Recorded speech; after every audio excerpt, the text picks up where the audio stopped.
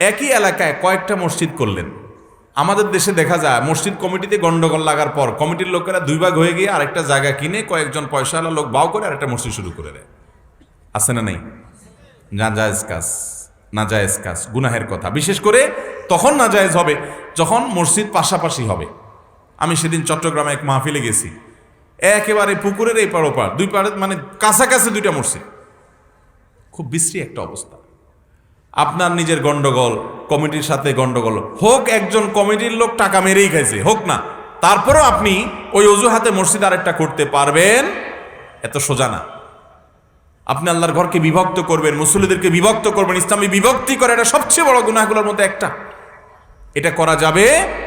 হ্যাঁ, কোন মসজিদের কমিটির লোকজন শিরকে লিপ্ত, ইমাম সাহেব শিরকে লিপ্ত, শিরকে আকবরে লিপ্ত, বেদাতে লিপ্ত, কোনোভাবে সংশোধন করা যাচ্ছে না, আশা নাই, তাহলে আপনি দূরে একটা মসজিদ করেন। তারপরও একেবারে পাশাপাশি দৃষ্টিকটু হবে, আল্লাহর ঘরের অসম্মান হয়, এরকম করে মসজিদ বানানো যাবে